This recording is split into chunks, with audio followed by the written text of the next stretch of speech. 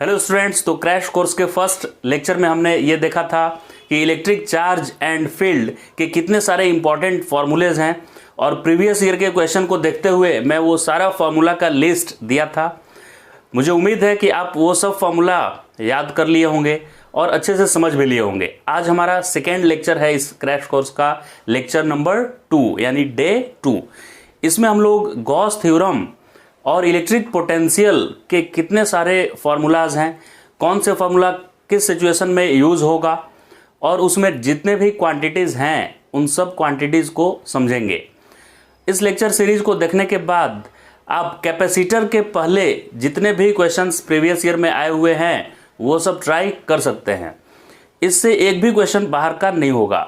जो भी क्वेश्चन आप लगाएंगे प्रीवियस ईयर के वो इन्हीं फार्मूलाज पे बेस्ड होंगे। तो आइए हम स्टार्ट करते हैं डे 2 के साथ। फॉर्मूला नंबर 1 है आज का, जो कि गॉस थ्योरम का स्टेटमेंट भी है कि flux through any close surface area, any close area, close loop नहीं, क्लोज एरिया। एरिया मतलब अगर कोई चार्ज चारों तरफ से बंद है तो उसको सरफेस एरिया बोला जाएगा, और अगर सिर्फ ऐसे एक वायर लिया हुआ है ऐसे 2 डायमेंशन में तो उसको क्लोज लूप बोला जाएगा। तो ये क्लोज लूप के लिए नहीं है, ये क्लोज सरफेस एरिया के लिए है। मतलब 3 डायमेंशनली क्लोज करना है किसी चार्ज को। तो अगर कोई चार्ज 3 डायमेंशन में क्लोज है, इनक्लोज भीतर है, जैसे फुटबॉल के अंदर चार्ज रखा हुआ है या क्यूब के अंदर चार्ज रखा हुआ है, ऐसे चारों तरफ से बंद है, तो क्यू इनक्लोज, क्यू इन अंदर का चार्ज बाई एप्सिलॉन नॉट करने पे जितना आएगा वही किसके इक्वल हो जाएगा, फ्लक्स के इक्वल। ये फ्लक्स क्या होता है सर, फ्लक्स भी बता दीजिए। तो फ्लक्स होता है number of field lines passing through any area. Number of field lines क्या होता है, तो नंबर ऑफ फील्ड लाइंस क्या होता है, इमेजिनरी लाइंस। किसी भी चार्ज से, पॉजिटिव चार्ज से निकलता हुआ लाइन, पॉजिटिव चार्ज से कुछ निकलता नहीं है, लेकिन फील्ड को रिप्रेजेंट करने के लिए जहाँ पे स्ट्रॉन्ग फील्ड होता है वहाँ ज़्यादा लाइन दिखाते हैं और जहाँ पे वीक फील्ड होता है वहाँ कम लाइन इंडिकेट करते हैं हम लोग। तो ये फील्ड लाइंस क्या है, ये इमेजिनेशन है। इस थ्योरी को समझने के लिए, इलेक्ट्रिक फील्ड को रिप्रेजेंट करने के लिए इमेजिनेशन किया गया है कि चार्ज पार्टिकल से कुछ लाइंस निकल रहे हैं। अगर वो पॉजिटिव है तो उससे बाहर की तरफ एरो निकलता हुआ लाइन निकलेगा, और निगेटिव है तो टर्मिनेट होगा, मतलब उसकी तरफ एरो आएगा। तो ये सब लाइन, कितने लाइन किसी एरिया से क्रॉस कर रहे हैं, अगर सामने एक एरिया में ऐसे रख दूं तो अगर ज़्यादा लाइन क्रॉस करेंगे तो मैं बोलूँगा ज़्यादा फ्लक्स है, और कम लाइन, इसको लाइन मतलब ऐसे एरो समझिए, एरो ऐसे ऐसे आ रहा है, मतलब सामने से कुछ बुलेट जैसा आ रहा है और एक एरिया ऐसे रखा हुआ है, तो उसको कितना परपेंडिकुलर रखना है एरिया को, कितना एरो उसको क्रॉस करके जा रहा है इधर, उसका काउंटिंग को ही फ्लक्स बोला जाता है, राइट। तो फ्लक्स कितना होगा किसी भी क्लोज सरफेस से, तो उस सरफेस के अंदर कितना चार्ज है अपॉन एप्सिलॉन नॉट होगा। इसका सिंपल एग्जांपल अगर करें तो अगर एक हेमी स्फीयर है, आधा स्फीयर, उसका यहाँ पे चार्ज रखा हुआ है Q, तो पूछेगा कि बताइए कि इससे कितना फ्लक्स जा रहा है। तो आपको बोलना है कि सर ये गॉस ने तो इन साइड बोला है, चार्ज को इनक्लोज करना है, लेकिन यहाँ तो चार्ज चारों तरफ से बंद नहीं है, सिर्फ ऊपर से ही चार्ज बंद है। तो नीचे से भी बंद करने के लिए एक इमेजिनरी सरफेस लेंगे, हेमी स्फीयर एक और ले लेंगे नीचे, तो अब ये पूरी तरह से बंद हो गया क्लोज लूप के अंदर। तो इस पूरे क्लोज लूप से जो फ्लक्स आएगा ना, वो आएगा अंदर का charge Q enclosed upon epsilon not, Q enclosed by epsilon not. लेकिन मुझे तो सिर्फ रेड वाले पार्ट से पूछा था क्वेश्चन में, ये तो मैं इमेजिनरी गॉसियन सरफेस बनाया हूँ। तो चूंकि ये आइडेंटिकल ऊपर वाला जैसा नीचे वाला है, तो पूरे स्फीयर से Q बाई एप्सिलॉन नॉट, तो आधे स्फीयर से क्या होगा, इसका आधा फ्लक्स होगा, तो यहाँ 2 डिवाइड कर देंगे। पूरे से कितना फ्लक्स था, Q in by epsilon not, तो मुझे खाली रेड वाले से चाहिए, तो Q in by epsilon not divided by 2 मैं कर दिया। समझ गए ये? इस तरह से ये रेड वाले पार्ट से कितना लाइंस ऐसे निकलेगा उसका पता आपको चल जाएगा, Q enclosed by epsilon not से। समझ में आ गया होगा ये बात? ओके सर, समझ गए, ठीक है। नेक्स्ट आ जाते हैं हम लोग। अभी एक तो गॉस ने बताया ये फार्मूला कि Q enclosed by epsilon not होगा, और दूसरा फार्मूला हम लोग प्रैक्टिकली करके देखे, क्योंकि फ्लक्स जो है ना, फ्लक्स मान लेते हैं कि ये बोर्ड जो आप देख रहे हैं इस पे इलेक्ट्रिक चार्ज है और इससे ऐसे एरो निकल रहा है, ऐसे बहुत सारा एरो निकल रहा है, लाइन्स ऑफ फोर्स। तो अगर इस पे ज़्यादा चार्ज होगा ये अपने सामने ज़्यादा इलेक्ट्रिक फील्ड बनाएगा, और इलेक्ट्रिक फील्ड ज़्यादा होगा तो क्या लाइन्स क्लोज होंगे। तो इसके सामने मैं एक एरिया ऐसे रखूं, एक सरफेस एरिया, ये देखिए, ये मान लेते हैं एक सरफेस एरिया इतना बड़ा मैंने लिया रेक्टेंगुलर। अब इसके सामने ऐसे मैं रखूँगा तो इससे एरो बहुत सारा जाएगा, बिल्कुल। अगर स्ट्रॉन्ग फील्ड होगा, मतलब ज़्यादा चार्ज होगा, तो क्या ज़्यादा एरो क्लोज होंगे, तो इससे भी एरिया वही है लेकिन नंबर ऑफ लाइंस ज़्यादा पास करेंगे ना। और स्ट्रॉन्ग फील्ड होगा तो और डेंसिटी होगा लाइंस ऑफ फोर्सेस का, तो इससे और ज़्यादा फ्लक्स पास करेगा, यानी नंबर ऑफ लाइंस और ज़्यादा क्रॉस करेगा इसको। तो फ्लक्स जो है ना वो इलेक्ट्रिक फील्ड के डायरेक्टली प्रोपोर्शनल है, एरिया के भी डायरेक्टली प्रोपोर्शनल है, क्योंकि अगर इतना एरिया रखे थे तो इसे 10 क्रॉस करके गया एरो, पेनिट्रेट करके। लेकिन अगर मैं इतना बड़ा एरिया कर दूं, एरिया में ज़्यादा कर दूंगा तो ऑब्वियसली 10-10-20 एरो क्रॉस करके जाएगा, और जितना number of arrows, number of lines जितना क्रॉस करेगा उतना फ्लक्स ज़्यादा बोलेंगे हम, फ्लक्स उतना ही ज़्यादा है, राइट। हाँ, तो हम लोग बात कर रहे थे कि अगर एरिया को मैं इंक्रीज कर दूं, किधर गया, किधर, इधर है, ये रहा, तो क्या एरिया के भी प्रोपोर्शनल है। अगर कम एरिया रखेंगे तो कम लाइन क्रॉस करके जाएगा, एरिया बढ़ा देंगे तो ज़्यादा लाइन क्रॉस करके जाएगा, तो एरिया के भी प्रोपोर्शनल है। और ये डॉट प्रोडक्ट इसलिए लिया गया क्योंकि एंगल पे भी डिपेंड कर रहा है। अगर मैं इसको ऐसे रखूँगा, ऐसे, तो मान लेते हैं 10 लाइन क्रॉस करके गया। अगर इसको ऐसे टेढ़ा कर देंगे तो कम लाइन, कुछ लाइन मिस कर जाएगा, ऊपर से निकल जाएगा कि नहीं, तो कम लाइन क्रॉस करेगा। तो सबसे ज़्यादा लाइन कब क्रॉस करेगा, जब ऐसे रखेंगे। और ऐसे रखने का मतलब है कि अगर इलेक्ट्रिक फील्ड उधर की तरफ है, आपकी तरफ, तो एरिया भी परपेंडिकुलर टू सरफेस होता है। ये सरफेस है तो एरिया वेक्टर ऐसे आपकी तरफ होगा, तो इलेक्ट्रिक फील्ड भी आपकी तरफ जा रहा है, और एरिया वेक्टर भी सरफेस पे आप ही की तरफ है, तो एरिया वेक्टर और इलेक्ट्रिक फील्ड में एंगल 0 डिग्री है। तो ऐसे सिचुएशन में सबसे ज़्यादा फ्लक्स आ रहा है, तो 0 डिग्री पे कौन सा ट्रिग्नोमेट्रिक फंक्शन मैक्सिमम होता है, तो 0 डिग्री पे तो कॉस थीटा मैक्सिमम होता है, cos 0 1 होता है। तो इसीलिए कॉस थीटा लिखने के चलते ई ए कॉस थीटा या ई डॉट ए लिख दिया जाता है। तो अब फ्लक्स का हमारे पास 2 फार्मूला है। अगर एग्जाम में आपको ये पता हो कि किसी क्लोज सरफेस के अंदर कितना चार्ज रखा हुआ है, तब तो आप फार्मूला लिख दें Q enclosed by epsilon not. और अगर आपको Q अंदर का नहीं दिया है, इलेक्ट्रिक फील्ड दिया है कि electric field something I cap plus J cap है, और एरिया वेक्टर दिया है, तो इलेक्ट्रिक फील्ड और एरिया वेक्टर का डॉट प्रोडक्ट कर दें, तो 2 तरह से आप इलेक्ट्रिक फ्लक्स निकाल सकते हैं। समझ में आ गया ये।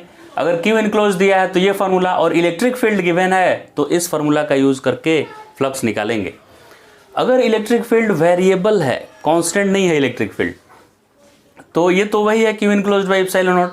लेकिन E डॉट ए के बजाय आपको E डॉट ए तो लिखना है, लेकिन इसका इंटीग्रेशन फिर करना है। अब इस इंटीग्रेशन में ये ऐसे सर्कल लगाया हुआ इसलिए रहता है कि इंटीग्रेशन एरिया देता है। किसी भी फंक्शन का इंटीग्रेशन करेंगे हम लोग तो वो क्या देता है, एरिया अंडर कर्व देता है। तो ये एरिया कैसा एरिया है, क्लोज एरिया है, चारों तरफ से बंद वाला एरिया है। ऐसे इंटीग्रेशन करते समय जब ओपन एरिया आता है, जैसे कि ये ऐसा एरिया आ गया y equal to x square, तो इसका एरिया के लिए हम लोग इंटीग्रेशन करेंगे। ये equation y equal to x square है, तो एक्स स्क्वायर डी एक्स का इंटीग्रेशन करने से इसके अंदर का एरिया मिल जाता है। लेकिन ये तो ओपन सरफेस है इधर, तो जब क्लोज सरफेस मिलना होता है, क्लोज सरफेस का एरिया, तो उस इंटीग्रेशन में ऐसे क्लोज सरफेस के लिए सर्कल लगा देते हैं। बस, इससे ज़्यादा इसका कोई यूज़ नहीं है। खाली ये सिंबल ऐसे दिया हुआ है एनसीईआरटी बुक में, इसलिए मैं आपको बता दिया।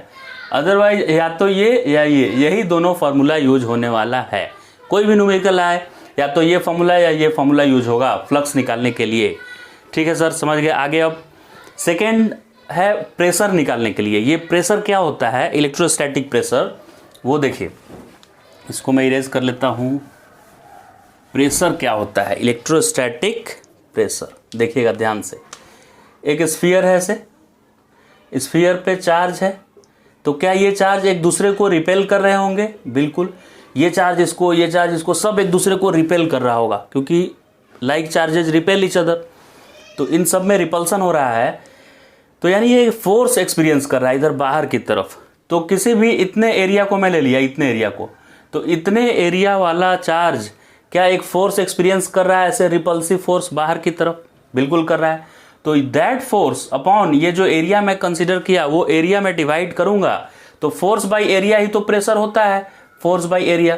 तो फोर्स बाय एरिया करने से प्रेशर कितना आएगा? Sigma square by 2 epsilon not, जहां पे सिग्मा क्या है? चार्ज डेंसिटी है, surface charge density. Linear charge density मतलब सीधा वायर पे चार्ज होता है तो लैम्डा से इंडिकेट करते हैं, सरफेस पे चार्ज होता है तो सिग्मा से इंडिकेट करते हैं, और वॉल्यूम में मतलब अंदर भी चार्ज होता है, सॉलिड स्फीयर है और अंदर में भी चार्ज है, अगर नॉन मेटालिक के अंदर भी चार्ज होता है, मेटल के तो खाली सरफेस पे होता है, तो अंदर भी चार्ज है तो रो बोलते हैं उसको, वॉल्यूम चार्ज डेंसिटी।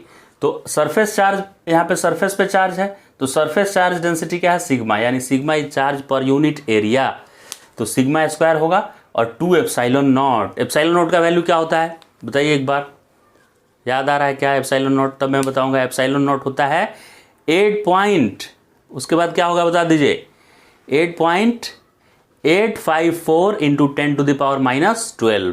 क्लियर है? ठीक।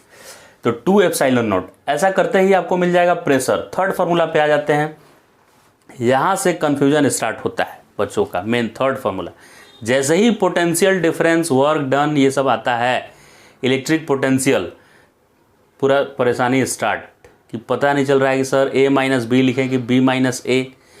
तो इसीलिए मैं a b का लफड़ा को हटाने के लिए फाइनल इनिशियल लिख दिया। आप इनिशियल से फाइनल ले जा रहे हैं, कहाँ से कहाँ, एकदम क्रिस्टल क्लियर हो जाएगा ये 2 लाइन में ही। देखिए, आप इनिशियल से फाइनल ले जा रहे हैं किसी भी चार्ज को, तो वो बुक में a b लिखे या p q लिख दे या r s लिख दे, कहीं से कहीं पे ले जाए, उसको मैं लिख दिया इनिशियल से फाइनल ले जाना है। तो वर्क डन इनिशियल से फाइनल बाय एक्सटर्नल एजेंट बोलेगा, एक्सटर्नल एजेंट, तो ये होगा v final minus v initial, मतलब पोटेंशियल डिफरेंस। इसको ऐसे भी लिखते हैं, बुक में ऐसे सिर्फ लिख देता है delta v equal to w by q. लेकिन आपको ये भी ध्यान रखना है कि डेल्टा v मतलब फाइनल माइनस इनिशियल तो आप लिख दिए, और आप इनिशियल से फाइनल लेके गए तो चेंज ऐसे भी फाइनल माइनस इनिशियल ही होता है चेंज का मतलब। और वर्क कितना करना पड़ेगा इनिशियल से फाइनल ले जाने में? एक्सटर्नल एजेंट का पर यूनिट चार्ज से पोटेंशियल डिफरेंस मिल जाएगा। पोटेंशियल डिफरेंस मतलब work done by external agent पर यूनिट चार्ज। लेकिन मेन मुद्दा ये है कि अगर कोई work done by conservative force लिख रहा है, यानी इलेक्ट्रिकल फोर्स के द्वारा वर्क डन निकाल रहा है, तो उसको निगेटिव यहां लिखना पड़ेगा। Negative of work done by conservative या electrostatic force to move a charge from initial to final per unit charge is equal to change in potential difference या पोटेंशियल डिफरेंस या change in potential, V final minus we initial. तो इधर वाले में तो कोई लफड़ा नहीं है, यहां भी मैं वही लिखा हूं delta we final minus initial, कोई लफड़ा नहीं है। लेकिन जब प्लस लिखेंगे तो एक्सटर्नल एजेंट का वर्क डन, और जब इलेक्ट्रोस्टैटिक फोर्स का वर्क डन लिखेंगे तो माइनस लगा लेना है। याद रहेगा ये बात, एकदम याद कर लीजिए ध्यान से। लेफ्ट साइड में फाइनल माइनस इनिशियल लिखना है डेल्टा वी, लेकिन राइट साइड में जब एक्सटर्नल एजेंट का वर्क डन लिखेंगे तो प्लस लिखेंगे, और इलेक्ट्रोस्टैटिक या इंटरनल फोर्स का वर्क डन लिखेंगे तो माइनस लगा के लिखेंगे। क्लियर है बात? यहां पे बताइए, अगर इनिशियल से फाइनल के बजाय मैं इन्फिनिटी से और किसी पी पॉइंट पे लाता, चार्ज को इन्फिनिटी से पी लाता, तो इनिशियली इन्फिनिटी पे था और बाद में पी पे चला गया, तो जहां भी इनिशियल है वहां पे मैं इसके जगह पर इन्फिनिटी लिखूंगा। तो देखिए माइनस के बाद इन्फिनिटी है, तो ये फाइनल माइनस इनिशियल है, v final minus we initial. पहले से सर इन्फिनिटी पे था और बाद में मैं पी पॉइंट पे लाया, तो लेफ्ट साइड में तो फाइनल माइनस इनिशियल ही लिखना है मुझे। तो वी पी मतलब फाइनल पॉइंट पे पोटेंशियल माइनस वी इन्फिनिटी पे पोटेंशियल, तो ये फाइनल माइनस इनिशियल हो गया।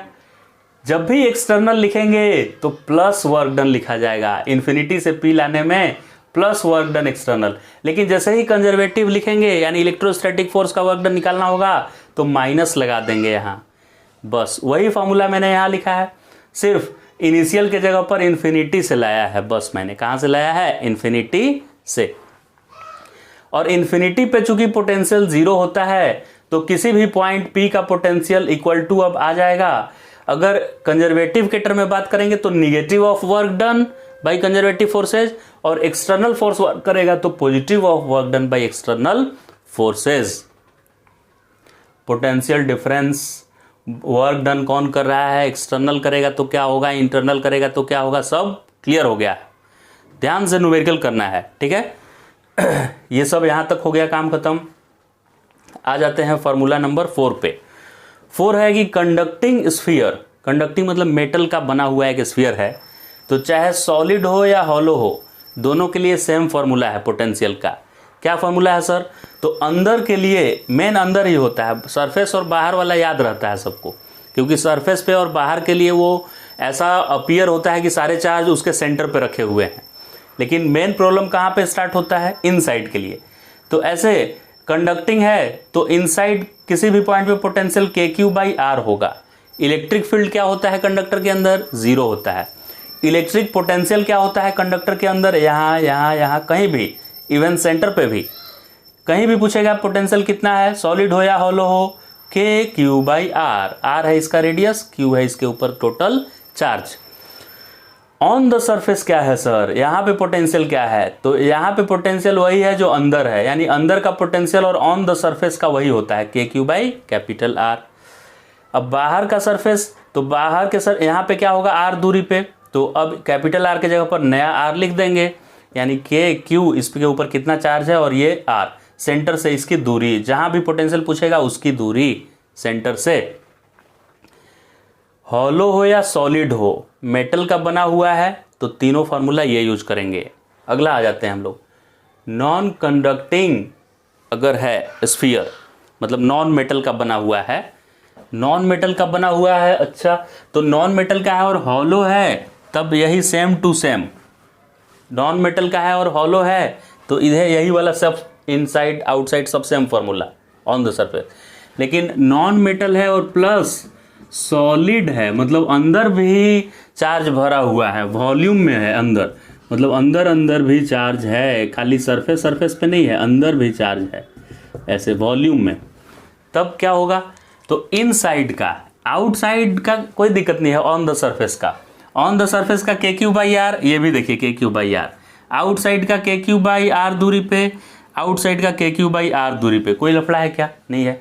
इनसाइड का मेन मुद्दा है, इनसाइड का है KQ/2RQ, थोड़ा सा मेहनत तो करना पड़ेगा, सब एकदम आसानी से तो नहीं होगा, तो मैं पहले ही बता देता हूं कि इनसाइड वाला आपको फोकस करना है। इनसाइड में क्या है, KQ/2RQ ब्रैकेट में 3R² माइनस R², इसमें कैपिटल R है radius of sphere, capital R क्या है, रेडियस ऑफ स्फीयर, तो स्मॉल r क्या है सर, देखिए ये है कैपिटल R पूरा रेडियस, और स्मॉल r है कि आपको कहाँ पे पता करना है पोटेंशियल, उसकी दूरी है स्मॉल r। अगर यहाँ पे पता करना है तो ये स्मॉल r, और यहाँ पे पता करना है तो इसकी दूरी है r। अगर एकदम सेंटर पे पता करना है तो r = 0 लिख देंगे, स्मॉल r = कैपिटल R इसका रेडियस और स्मॉल r सेंटर से वो दूरी जहाँ पे पोटेंशियल निकालना है। क्लियर हो गया, ये फॉर्मूला याद होना चाहिए। अब आ जाते हैं 6 नंबर पे, सेगमेंट ऑफ रिंग। पूरा रिंग का क्या होगा पहले ये बता देते हैं। पूरा अगर रिंग ऐसे है, पूरा रिंग और उसका सेंटर पे पूछेगा पूरे रिंग का, तो पूरे रिंग का तो इसका भी KQ/R, इसका भी KQ/R, सबका ऐड होते जाता है, क्योंकि ये तो स्केलर है, पोटेंशियल स्केलर है, तो वेक्टर का लफड़ा ही नहीं है कि डायरेक्शन किधर होगा, तो सबका ऐड करेंगे तो पूरा K total charge by radius आ जाएगा, KQ/R। R यहाँ पे ये डिस्टेंस है, अगर इसको कैपिटल R लिखना है तो कैपिटल R हो जाएगा पूरे का, लेकिन मुझे पूरे का नहीं निकालना है, सिर्फ एक पार्ट का निकालना है, ऐसे सेगमेंट का निकालना है। तो इतने सेगमेंट का निकालना है, कैसे करें सर, कैसे, तो इसके लिए आप फॉर्मूला याद कीजिए, V = KQ/R होगा। अब ये कैसे करेंगे, आप ऐसे भी एक छोटा स्ट्रिप भी लेंगे और इस पे DQ चार्ज अगर है तो इसका R दूरी पे छोटा सा पोटेंशियल क्या हो जाएगा, KdQ/R, KQ/R होता है पॉइंट चार्ज का, तो इंटीग्रेट करेंगे तो टोटल DQ का इंटीग्रेशन Q होगा, तो ये आ जाएगा KQ/R। ये तो एकदम सिंपल हो गया, यानी वैसा ही जैसे पॉइंट चार्ज का आया था वैसा ही, या पूरा सर्कल के वजह से सेंटर पे आया था वैसा ही। तो ये तो डायरेक्ट फॉर्मूला है KQ/R, समझ गए। पोटेंशियल अगर एक पार्ट का भी आएगा, सेगमेंट का भी आएगा रिंग का, तो निकाल सकते हैं। पूरे रिंग का भी आएगा सेंटर पे तो भी निकाल सकते हैं। अब एक और मैं बता देता हूँ साथ ही साथ आपको कि रिंग का एक्सिस पे क्या होगा। इधर वाला मिटाते हैं, ठीक है। रिंग के एक्सिस पे निकाल रहे हैं ना, एक्सिस पे, रिंग के एक्सिस पे। अच्छा, ये भी लगे हाथों देख लेते हैं। ऐसे रिंग है, इसके एक्सिस पे निकालना है, यहाँ पे आपको पोटेंशियल निकालना है। तो छोटा सा DQ यहाँ ले लीजिए और ऐसे टेढ़ा यहाँ से, ये तो स्केलर है तो हमको ये cos थीटा कंपोनेंट वाला लफड़ा है ही नहीं, स्केलर क्वांटिटी है। तो DQ के चलते ये R अगर दूरी है और ये मान लेते हैं यहाँ से यहाँ का डिस्टेंस है x और इसका खुद का रिंग का रेडियस है R जिसके ऊपर चार्ज फैला हुआ है। तो DQ के चलते यहाँ पॉइंट चार्ज का फॉर्मूला लिख देंगे KdQ/R दूरी पे है, इससे ये R दूरी पे है। तो ऐसा ऐसा पूरा इंटीग्रेशन इसको करेंगे तो K बाहर आ जाएगा और DQ का Q हो जाएगा, तो KQ/R हो गया। मतलब ऐसा लग रहा है कि ये पूरा रिंग कंसंट्रेटेड है, पूरे रिंग का चार्ज एक जगह है और पॉइंट चार्ज जैसा ही आ गया KQ/R। अगर एग्जाम में ये टेढ़ा वाला R नहीं दिया हुआ है, अगर इसके सेंटर से डिस्टेंस दिया हो रेडियस, तो इस R को आप क्या लिख सकते हैं, ये हाइपोटेनियस है ना, तो वो x² + R² लिख सकते हैं। इस R को आप बाद में जाकर क्या लिख सकते हैं, x² + रेडियस का स्क्वायर। ये भी फॉर्मूला याद रखना है। पूरे रिंग का हो गया, राइट, ये पूरे कंप्लीट रिंग का हो गया ना।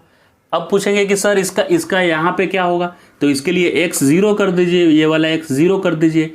तो जैसे ही 0 होगा √R² R बन जाएगा, तो KQ/R आ गया, जो कि पहले भी मैं बताया था, KQ/R। पार्ट ऑफ रिंग का भी KQ/R, पूरे रिंग का भी KQ/R आ जाएगा। और रिंग का एक्सिस पे पूछेगा तो ये फॉर्मूला हो जाएगा रिंग का एक्सिस पे। अब पूरी तरह से मुझे समझ में आ गया है कि पूरे रिंग का क्या होगा, आधे रिंग का क्या होगा, पार्ट का उसका क्या होगा। 6 नंबर तक क्लियर हो गया, कोई दिक्कत नहीं है। अगर कोई फार्मूला अच्छे से क्लियर नहीं हुआ, कमेंट बॉक्स में लिखिए कि फार्मूला नंबर 6, फार्मूला नंबर 5 को फिर से एक्सप्लेन करें, तो मैं फिर से एक्सप्लेन करूंगा। लेकिन मुझे उम्मीद है कि मैं पूरे अच्छे से समझा दिया हूँ। 7 नंबर देखते हैं। 7 नंबर क्या है, पोटेंशियल डिफरेंस है। ये D मतलब छोटा सा डिफरेंस होता है, बड़ा डिफरेंस होता है तो ऐसे ट्रायंगल जैसा लिखना पड़ता है, डेल्टा V। तो DV मतलब 2 पॉइंट के बीच का पोटेंशियल डिफरेंस कैसे मिलता है। पोटेंशियल डिफरेंस कैसे मिलता है, तो पुराना फॉर्मूला ही है। देखिए कितना फॉर्मूला हम लोग लिखे हैं यहाँ, DV = change in potential equal to क्या लिखा गया है। अगर कंजर्वेटिव की बात करेंगे तो निगेटिव लगा के वर्क डन लिखना पड़ेगा, राइट। पर यूनिट चार्ज, वर्क डन पर यूनिट चार्ज। अब ये जो वर्क डन होता है ना, उसको आप लिखेंगे, वर्क डन को क्या लिखते हैं, फोर्स इनटू डिस्प्लेसमेंट लिखते हैं सर। फोर्स इनटू डिस्प्लेसमेंट और चार्ज नीचे है, तो फोर्स बाई चार्ज को इलेक्ट्रिक फील्ड लिख देते हैं। तो अभी इसको मैं फील्ड इनटू dr या dx लिख सकता हूं। तो पोटेंशियल डिफरेंस क्या हो जाएगा, अब फोर्स बाई चार्ज फील्ड होता है तो field dot dr, dv = field dot dr। और चूंकि कंजर्वेटिव है इसलिए माइनस लग गया, एक्सटर्नल फोर्स रहता तो माइनस नहीं लगता। तो इलेक्ट्रिक फील्ड जो है वो कंजर्वेटिव फील्ड है, इसीलिए माइनस लग गया। तो इसका क्या मीनिंग है सर, इतना लफड़ा छोड़िए, न्यूमेरिकल कैसे बनाएंगे ये बताइए। न्यूमेरिकल में अगर इलेक्ट्रिक फील्ड दिया है तो आप उस इलेक्ट्रिक फील्ड का dr के रिस्पेक्ट में ऐसे इंटीग्रेशन करेंगे तो dv का इंटीग्रेशन इधर, यानी पोटेंशियल डिफरेंस मिलेगा, 2 पॉइंट के बीच का पोटेंशियल डिफरेंस मिलेगा इलेक्ट्रिक फील्ड और dr वेक्टर का इंटीग्रेशन करने से, राइट।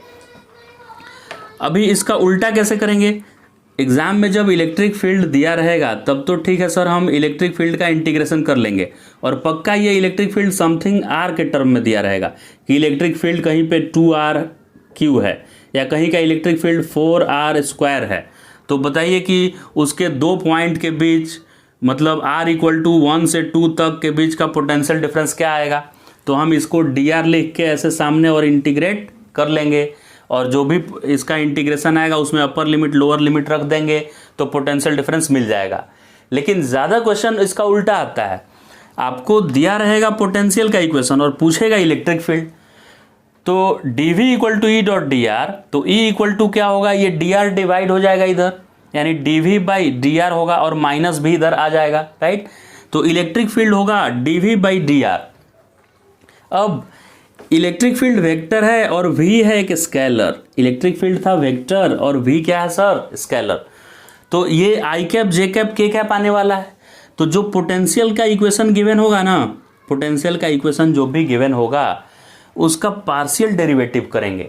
पार्शियल मतलब एक बार x के रेस्पेक्ट में डिफरेंशिएट करेंगे तो आपको इलेक्ट्रिक फील्ड का x कंपोनेंट मिलेगा, और जब उसी v को, जो v गिवन होगा क्वेश्चन में, उसको y के रेस्पेक्ट में डिफरेंशिएट करेंगे, x को कांस्टेंट मानते हुए y के रेस्पेक्ट में डिफरेंशिएट करेंगे तो आपको मिलेगा y component of electric field.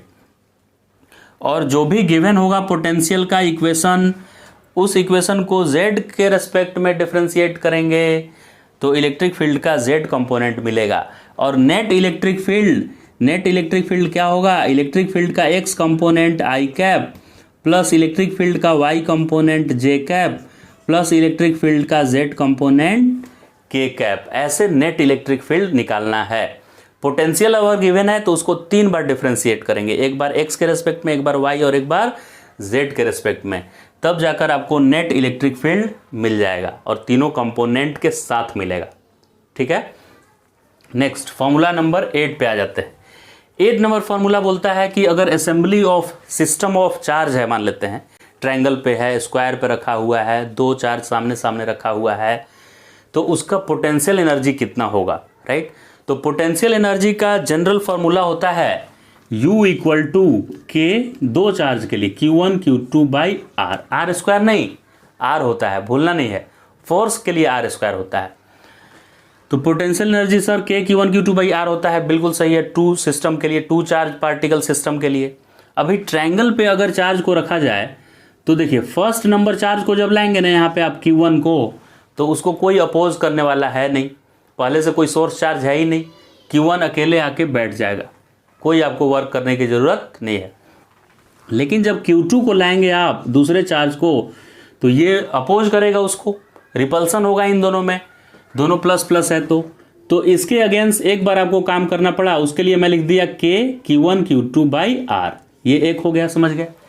अभी जब Q3 को लाने जाएंगे ना तो 1 भी अपोज करेगा और 2 भी अपोज करेगा, दोनों अपोज करेंगे, तो 2 बार आपको वर्क करना पड़ेगा। एक बार लिखना पड़ेगा के Q1 Q3 बाई आर और एक बार Q2 Q3 by r, Q1 Q3 by r, Q2 Q3 by r. अब कुल मिला के तीनों चार्ज को ऐसे असेंबल करने के लिए, यानी ट्रायंगल के कॉर्नर पे ऐसे रखने के लिए आपको कुल मिला के इतना काम करना पड़ेगा, यानी इस सिस्टम की पोटेंशियल एनर्जी यही हो जाएगी। जितना एक्सटर्नल एजेंट को असेंबल करने में, चार्जेज को अरेंज करने में काम करना पड़ता है, वर्क करना पड़ता है एक्सटर्नल एजेंट को, वही उस सिस्टम का पोटेंशियल एनर्जी बन जाता है। जैसे एक स्प्रिंग नेचुरल लेंथ पे है, उस स्प्रिंग को खींचने में जितना आपको मेहनत करना पड़ेगा उतना ही उस स्प्रिंग का पोटेंशियल एनर्जी बन जाता है, राइट। 9 नंबर में आ जाते हैं डाइपोल में। डाइपोल से तो पक्का क्वेश्चन आना है, 1 या 2 क्वेश्चन भी आ सकता है, 1 तो मिनिमम आएगा ही, 2 भी आने का संभावना है।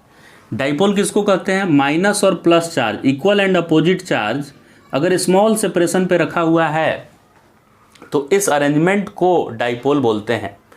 अब इस डाइपोल को आइडियल डाइपोल कब बोलेंगे, जब ये दूरी बहुत छोटा हो, यानी d टेंड्स टू 0, और चार्ज का मैग्नीट्यूड बहुत ज़्यादा हो, यानी q टेंड्स टू इनफाइनाइट, तो ऐसे डाइपोल को आइडियल डाइपोल बोलते हैं।